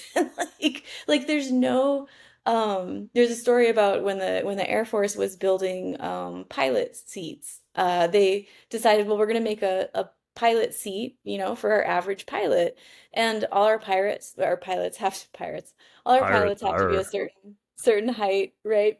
And they're all like dudes at this point in time. So let's just measure them, and we'll figure out what the average is. And there was no there was no average. That's why the pilot seats are adjustable, because there wasn't like a normal human in that range. Normal is not a thing that exists. We're too complex for that. So, yeah. This goes back to your point of just a complete lack of self-awareness in this movement, and also giving primacy to humility as a strength, Yeah. which goes to wisdom, which goes to empathy, etc. But the inherent limitations and deficiencies of human intelligence, the fact that we have to be so reductive, and therefore, if we want to go and create God, well, one might say that God, in being omniscient and omnipresent, would sit there contemplating life, experiencing life, the fullness of life, not needing to reduce it to these monolinear, convenient concepts which are completely fail to mirror the multidimensionality of life. And I think there's someone here, Nicholas Taleb. So he's a statistician, mathematician. He worked in finance, and he writes very beautifully about IQ. He's a very good writer in general, but on IQ in particular, he is interesting because he's sort of a libertarian bent. And he, over the years, has attracted many people on the libertarian right, or even on the farther right, and who have misapplied, I would say, in many cases, like his thinking. So I believe he wrote this article in response to gaining that following and having disdain for them. But basically, what he writes about is how IQ is basically only predictive of cognitive dysfunction, insofar as it has any predictive value at all.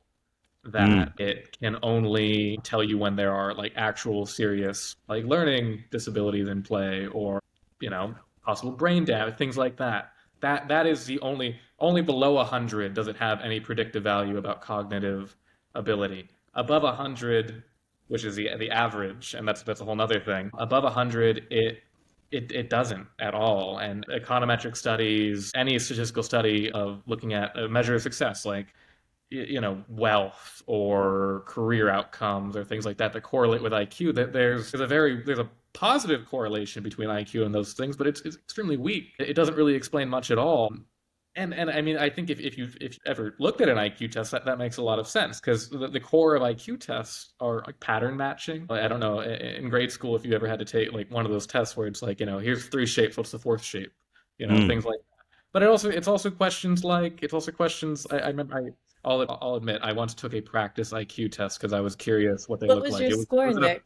It was an official Mensa practice IQ test. It was on the computer. It wasn't moderated or anything, so maybe it doesn't count. What was your score though? Because we have to put you in a bucket. Help us categorize you. I got a 125 on my practice score. Oh yeah. Okay. Yeah, I'm fucking mega genius. Bow down to me. So, did you? But no, I mean, like Elon Musk, you could probably pay someone in China to inflate that for you. What's they calling gaming? Level up via someone else. Get them to take the IQ. My biggest takeaway from it was how fucking useless it was. Because most of the questions, it was like pattern matching, were skills that were directly related to the amount of mathematical education you've had. So like certain arithmetic and other things. Yep.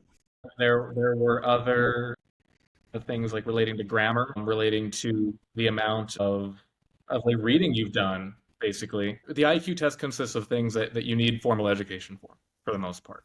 I took it after my 4-year degree. Yeah. Mainly out of curiosity. I promise this was not to prove get my score within the EA bundle. I was genuinely curious about what it measures, and it doesn't measure much at all. It doesn't measure much at all that can't be taught outside of school, and that's something that like Keira was talking about with Richard Lynn and his data set of national IQs. The reason a lot of the countries that insofar as the samples were even valid, which they weren't, the reason a lot of the samples got such low scores in foreign countries was because the test was conducted in English, and it was a second or third language to them. And also, I mean, if you're asking questions about English grammar, if that's your first time exposed to that kind of pattern matching, you may be very well skilled in matching other patterns that are necessary in your social cultural context, right? But if you're looking at abstract shapes and you're like, what if that's your first time thinking of that? I don't know why you would be inherently good at that. Why that's an inherent cognitive skill you need to measure. And I mean, it was one of the questions on there or a couple of the questions were asking me about Latin roots of words. What if I've never Yeah. Even there are many intelligent people. They're called engineers who have no fucking idea how any of that Yeah. works, right? That's right. I don't see how that measures intelligence and how you couldn't know it. I happen to know a couple of those questions because I studied literature extensively Mm. in college. I took extra classes in writing, but those were things that I only knew because of that, you Yeah. know. And there were other questions that I entirely missed because they were things that I didn't study. Yeah. You know, it was a very bizarre exercise and a waste of like $40 overall. And yeah, But it and I made you mean, feel like a genius. That's all right. big brain right here. Yeah. Yeah. But you Um, know, yeah. I'm just noting time yeah, and thanking you guys for all this. It's absolutely fascinating, notwithstanding the philosophical digressions. But there is a lot of interconnectivity in all of this that we're discussing.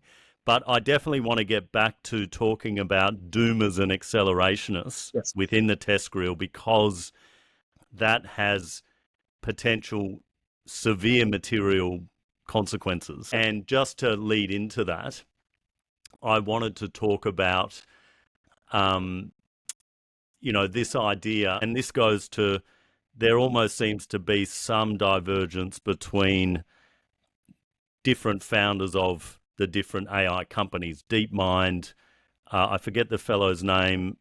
He's a funder, but he's an accelerationist. Um, Anthropic seem to be more in the rationalist doomer. We need to, yes, we want artificial general intelligence, we want godlike AI, but we should get our SHIT together before we do that. Otherwise, doomers believe there's a 99% chance of human extinction. Emil mentions this in one of his presentations, that there was a seminar at UC Berkeley in December 2022 where the minutes recorded violent actions against AI accelerationists. So, sorry, this was a doomer seminar, basically like the Unabomber sending bombs in the mail from a cabin in Montana to the offices of OpenAI and DeepMind, which are accelerationist companies. Then, in an article in Time magazine, AI doomer Eliza Yudkowsky argued that the probability of an existential catastrophe is highly likely if we create artificial general intelligence anytime soon. And he actually argued in the pages of Time magazine that humanity that aren't accelerationists should bomb data centers to stop AGI from developing, to the point where I think he said that a thermonuclear war would be safer than allowing AGI to be developed at this stage. And then finally, there was a 2022 expert survey on progress in AI and showed that half of AI researchers gave AI at least a 10% chance of causing human extinction. And also, I wanted to plug and give a shout out to Emil's new book, which is fascinating, published in July 2023, and it's called Human Extinction, A History of the Science and Ethics of Annihilation, which sounds fascinating, and I can't wait to read it. So yeah, if either of you want to talk about this emergence of these movements of doomers and accelerationists and who's winning at the moment. yeah. I mean, I think you mentioned the major figure in the debate right there, Eliezer Yudkowsky. I don't know what to say. I mean, where do you start with him? He I know where to start. The Extropian list back in 1999. yeah. I think we should take it away from there, Keira. Yeah, That's I jump back in whenever. I just yeah. think And sorry, this is going to the E in the TESCREAL, just to be clear, the extropian. yes, Yes. the Yep. first E, Extropians. Yeah, but Yudkowsky was also part of the transhumanist group. He had his own blog back then. He's also part of the rationalist group. He wrote Harry Potter and the Methods of Rationality and became a little bit of a cult figure on that piece of it. He's also obviously kind of adjacent to the effective altruist crew. I'm sure there's a connection to the Singularitarians that I'm not 100% clear on. But talk about interconnectedness. I'm just going to give like a very brief anecdote and, well, I guess very brief connections type thing. So we talked a little bit about cheerful prices, right? The rationalists are also really kind of focused on something called a Schelling point. Or I think I'm saying that wrong. It might be Schnelling point. But it comes actually from a book about theory of nuclear deterrence, where you have to do manipulation and kind of like, oh, well, if they think this and I think that and they think I think that type gaming out of any sort of interaction when it comes to not blowing up the world with actual nuclear weapons. That's the context of this concept that they pulled out. And I think this has a lot to do with why extinction is like on the mind with AGI for folks, that they believe so deeply in the God that they can create. And they are learning from tools developed to handle a very real life problem of physical weapons entering, in hot war combat with one another, that there hasn't any self-reflection whatsoever on the fact that they are both driving this forward and making it bad at what it does. Like, there's just not really a connection between the frantic fear of hell that they are driven by, the hell that is going to be created by their own god of their own creation, this rock with basilisk kind of concept, and the fact that they just don't have to do it. That is just not a thing that needs to be done, and yet they pursue it aggressively, right? Yudkowsky is especially interesting because he, back in the day, he was all in committed to the production or to the creation of AGI by like 2025, I think was the date, right? And now he is a 45-year-old man, 40 something year old man. AGI is not here, no matter what anybody says. And now he's switched over to, well, maybe it will kill us all. And the lack of self-reflection. I know I keep harping on this, but there's at no point, just like any good sort of culty group, right? At no point is anybody stopping and be like, well, wait a second, we were completely wrong about all these things. Right? Shall we reassess? Shall we adjust our priors? And going back to the crude arithmetic of effective altruism, could it be that Nick Bostrom, there aren't going to be 10 to the 58 digital beings created because we're going to wipe out humanity? So therefore, effective altruists should focus on protecting people who are alive today. Oh, how about that? Whether stopping AGI, whether ensuring that people aren't kidnapped off the streets of lawful citizens, aren't kidnapped off the streets of the US, ensuring that people in the world's largest open-air prison camp aren't unceasingly massacred in a genocide. I mean, surely, I mean, this is another one of the massive misconceptions of this whole thing, is that somehow that humanity doesn't still suffer from barbarism in so many different forms. We are not this perfect, idealized version of rational beings. We're far from it. And in fact, you could argue that a lot of the dark side of our emotional states creates all of this just toxic hubris, arrogance, and warmongering. And so, a fun fact, I used to actually work with nuclear weapons. That was my job in the United States Air Force. That was what they assigned me to do back in the day. Wow.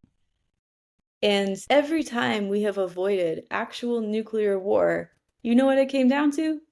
It came down to the people at the weapon system being like, nah, I don't think that's right. All of the technology was like, you're going to die. Russia has launched weapons at you, right? Or the US has launched weapons at you. It's always been actually Russia that stepped in and decided not to launch. And then the human person, and this is actually a person that the effective altruists celebrate. They have a day for it, the day that happened when that guy decided, no, I'm not going to launch these things, right? Which was arguably out of empathy for his fellow citizens. I mean, yeah, I would or think, at least partially. Right? Yeah.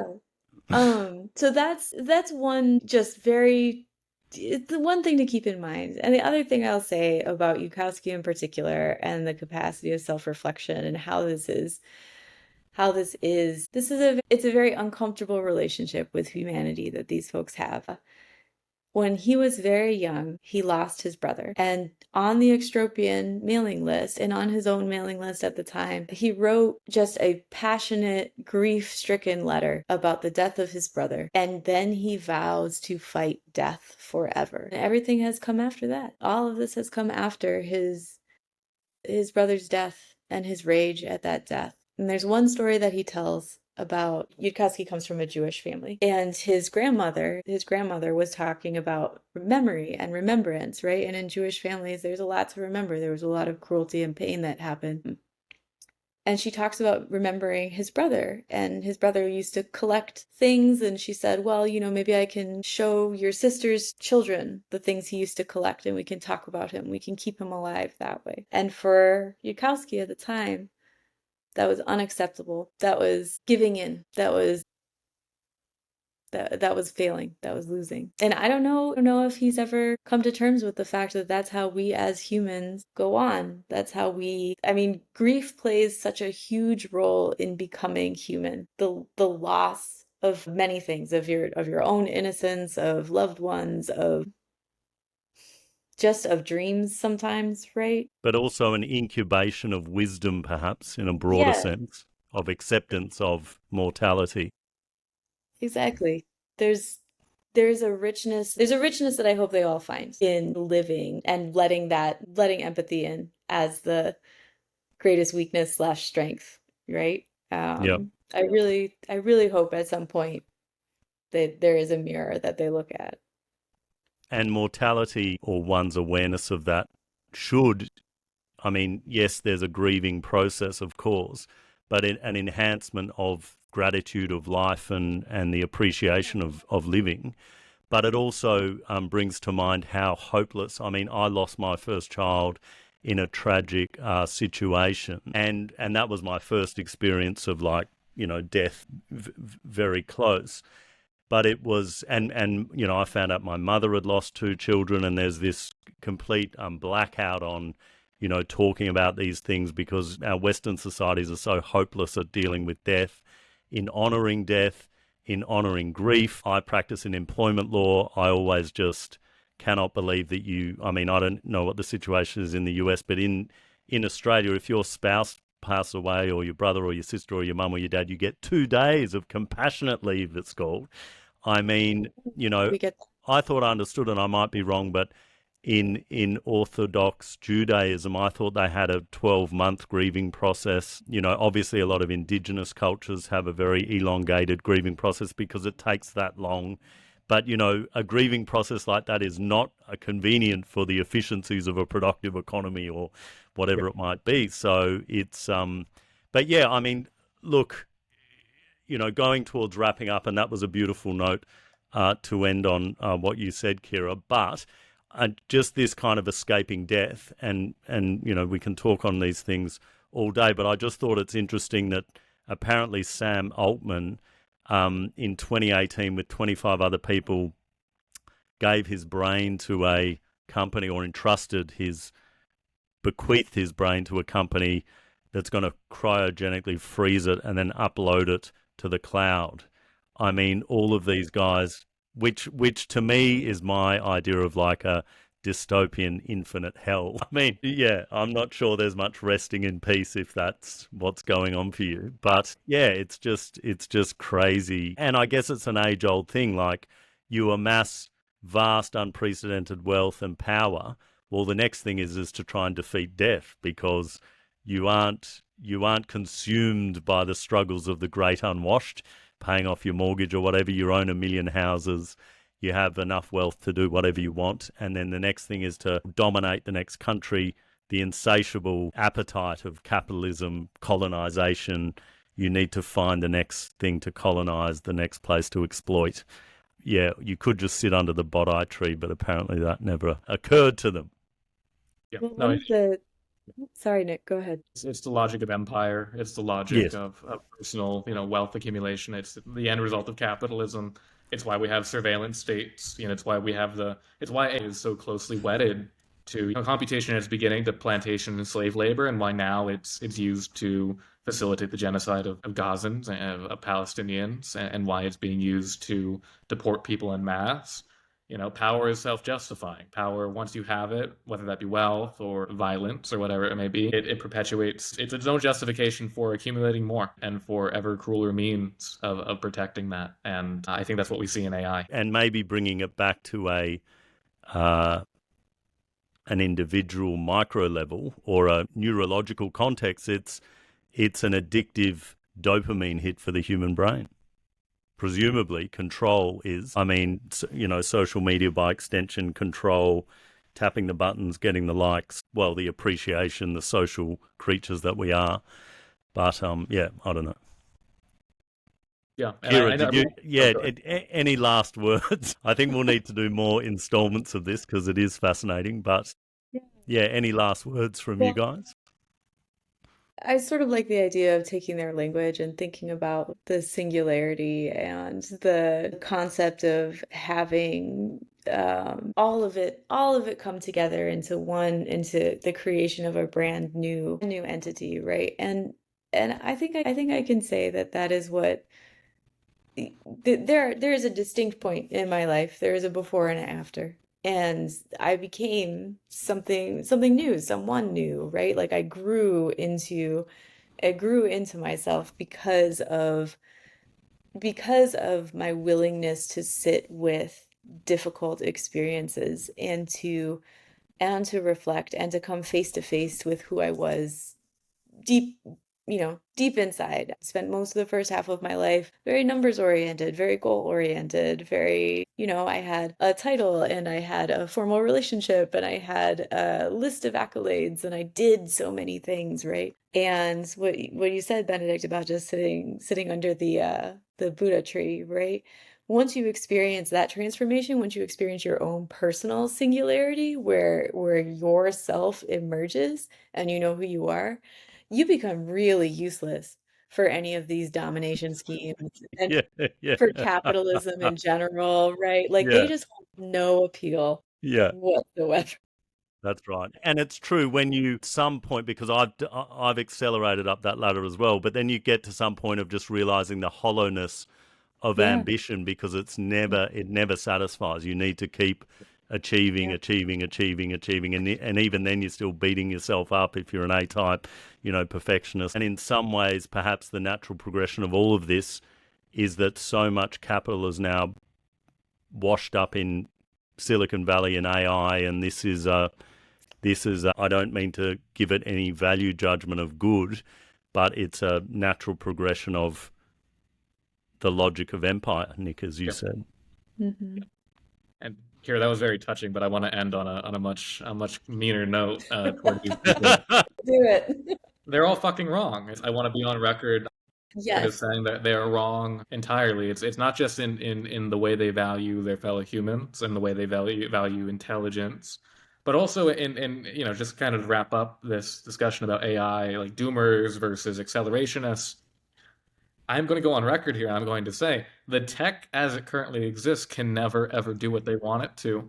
It is going to blow up in their faces, and we're going to be left possibly in a financial crash kind of situation, looking like, what the fuck happened? We poured billions and billions and billions. Maybe Sam Altman asked for $7 trillion, I believe, for the next iteration of his data center. Was that before DeepSeek came out from China? Yes, that was before DeepSeek. That was before DeepSeek, and we're not going to get artificial general intelligence insofar as that's even a definable or achievable concept, because the technology that we currently have can't do it. It's a fucking word prediction machine that we're fooling the world with. What we are going to get, and what I am confident in, is we're going to get kind of like the worst case scenario from like there's like a apocryphal IBM kind of like memo from back in like the 50s. It's a computer can never make a decision that a human should, right? But we're going to get that. That's really what they're delivering to us. They're delivering us a bullshit machine that we're delegating power to, that we're going to use to justify all kinds of horrible situations and decisions. And surveillance and biometric mass surveillance. I just saw the other night, China has 600 million CCTV cameras. That's one camera for every 2 citizens. I think the UK actually has more per capita also. Really? Yeah, and I mean the United States is an increasing amount. And just today I was reading an article. It was like this glowing kind of like military defense contracting kind of like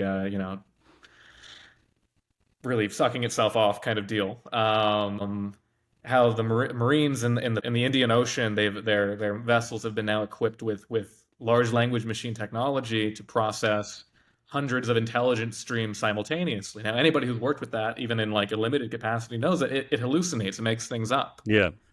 So what we're going to get out of this, the world we're going to get, is not one where we actually have better decision making. It's one where when we bomb a wedding, It's one where we accidentally kill civilians. We can just point to the machine and blame the machine. Yep. We're not going to get super intelligence. We're going to get another level of abstraction from human responsibility. Yeah. That's all they are delivering to us, Yep. and that's what I think that's what they want. That's what they want. It's what's being used to target protesters. It's what's being used to target immigrants, legal or not, in the United States. It's what's being used to target Gazans. I like to call out explicitly the Israeli system. Where's Daddy is what it's called. Yeah. Where they kill the family. Yeah, it's used to track like when a father gets home, and the implication being that all military-aged men in Gaza are militants, right? And to execute them. Likewise, they had other systems based on Google servers or other large tech servers. Lavender that was being used to generate target lists. Yeah, that is what we are getting. I've never read Foucault, and I won't pretend to understand his larger theories or anything, but it's the imperial boomerang. What we're getting is the logic of empire. Is more of the same. Yeah, more of the same. It's coming back to hurt us. I mean, what we deploy in Gaza, what we deploy in the Indian Ocean, what we deploy in the uncivilized countries that the West is taming, is going to come back and kill us. It's going to come back and kill us and imprison us and be used to dominate us. And maybe in a sense we deserve that because we've so gleefully put it on the rest of the world. But I just wanted to be clear. I think what's lost in a lot of the talk about AGI and AI, I see a lot of journalists talk about this, and they almost assume that these people are right. They're fucking wrong. And I will gladly say they're fucking wrong. They are not going to get any of what they want. They're going to make the world worse. They are definitely going to make the world worse. They're setting the climate on fire doing this, and they're just going to further systems of oppression. And just to use Elon Musk terminology, does that mean that Silicon Valley is just a Ponzi scheme? Yeah. I mean, I worked in Silicon Valley. This is not a comment about any of my employers, I promise. Yeah. No. I mean, most of Silicon Valley are glorified consultants, glorified software consultants. That I mean, it's the Uberification of the world. Yeah.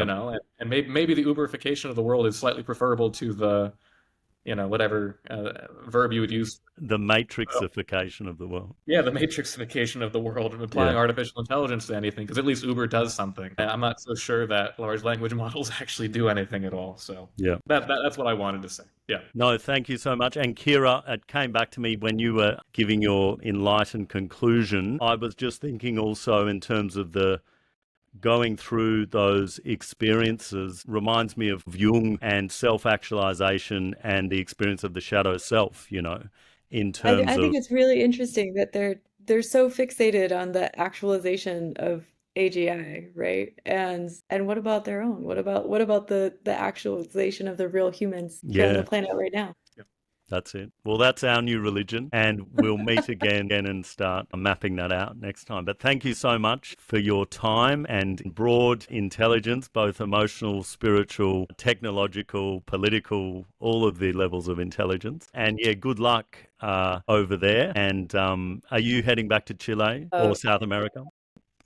A few months here, but yes, the goal is not to stay here for longer than that. Okay, for longer than you need to. Okay, wonderful. Thanks so much.